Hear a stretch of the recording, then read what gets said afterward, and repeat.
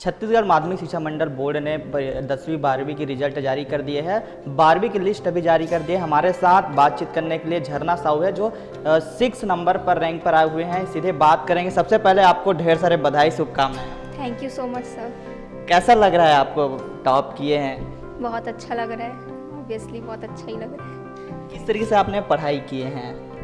मैं रोज़ 6 से 7 घंटा पढ़ती थी और ज़्यादातर रात को पढ़ना प्रेफर करती थी क्योंकि रात को शांति ज़्यादा अच्छे से होती है। घर पे काम चल रहा था तो दिन में आवाज़ बहुत होती थी, तो रात को शांति रहती थी तो रात को ही पढ़ती थी। स्कूल वालों ने बहुत सपोर्ट किया है।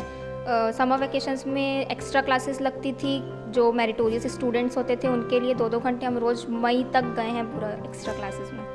घर से कुछ प्रेशराइज रहते थे क्या पढ़ना चाहिए, क्या नहीं पढ़ना चाहिए, ऐसा करके? घर ने फैमिली ने हमेशा सपोर्ट किया है, हमेशा गाइड किया है कि क्या करना चाहिए क्या नहीं करना चाहिए, हमेशा साथ दिया है।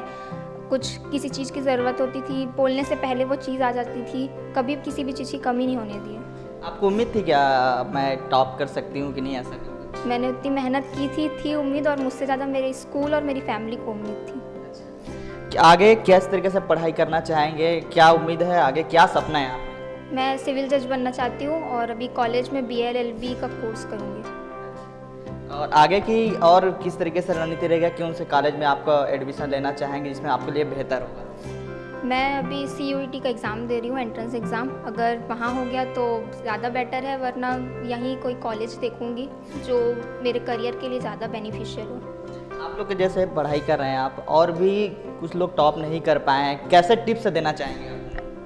सबसे पहले तो खुद में डेडिकेटेड होना पड़ेगा कि अगर हम ये करना चाहते हैं तो हम ये कर सकते हैं। फैमिली और टीचर्स तो हमेशा सपोर्ट करते ही हैं, लेकिन खुद में एक विश्वास होना चाहिए कि हम ये कर सकते हैं। बहुत अच्छे से पढ़ना पड़ेगा। सबसे पहले तो फ़ोन से दूरी मेंटेन करनी पड़ेगी। मेरे घर टीवी भी नहीं है, जिसके कारण और ज़्यादा अच्छा मुझे मौका मिला कि मैं और अच्छे से पढूं, जो उस टाइम फ्री टाइम पे और पढ़ सकूं। और ये मेरे फैमिली का बहुत सपोर्ट था कि मैं 11 साल तक बिना छुट्टी लिए कंटिन्यू स्कूल जाती रही। एक भी दिन मैंने छुट्टी नहीं ली। कोरोना टाइम पे भी ऑनलाइन क्लास रेगुलरली अटेंड किए। सवाल हो जाता है, कोरोना काल के दौरान सब डिजिटल से, मोबाइल से, फ़ोन में पढ़ते थे, अब तो थोड़ा कम भी हो गया कोरोना, तो आपने क्या भी मोबाइल यूज़ किए हैं? हाँ, कोरोना टाइम पे ही मोबाइल का यूज़ ज़्यादा हुआ क्योंकि ऑनलाइन क्लासेस अटेंड करनी पड़ती थी। बहुत सारी प्रॉब्लम भी आई, कभी क्लास डिस्कनेक्ट हो रहा है, कभी और कुछ प्रॉब्लम, कभी लिंक नहीं चल रहा है, लेकिन फिर भी एक फ़ोन से नहीं हुआ, दूसरे फ़ोन से कनेक्ट करना, ये चलता ही रहा। और मैंने ज़्यादातर फ़ोन यूज़ किया, लेकिन वो हमेशा स्टडी के लिए यूज़ किया। यूट्यूब है, उसमें कोई सब्जेक्ट की वीडियो देख ली, इस टाइप से फ़ोन का यूज़ किया।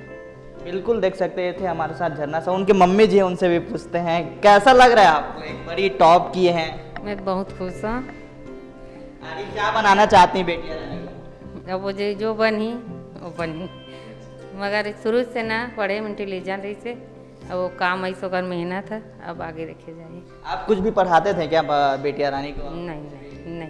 कुछ भी आप टिप्स देते थे कि बेटी ऐसा करो, कुछ ऐसा करके? आप कितने पढ़े हैं? मैं अब पढ़े नहीं हूँ, 8वीं बस पढ़े हैं, ज़्यादा नहीं पढ़े हैं। तो मैं काला पढ़ा हूँ, एक खुद पढ़ते, अब पढ़ के उतना आगे बढ़ेगी वही। झरना जी, आपके पापा जी क्या करते हैं? पापा लालपुर TB हॉस्पिटल में प्यून का जॉब करते हैं, NHM एम्प्लॉय है। ये थे झरना साहू, जिनका साफ तौर से कहना है कि लगन मेहनत से अगर कोई पूरी की जाए तो बिल्कुल हासिल होगा। और आगे जो बच्चे हैं जो नहीं, निराशाजनक नहीं होना चाहिए, मेहनत करना चाहिए और हर चीज़ से ये हो पाएगा। कैमरामैन नवेश खान के साथ महेश कुमार साहू, News+21 रायपुर।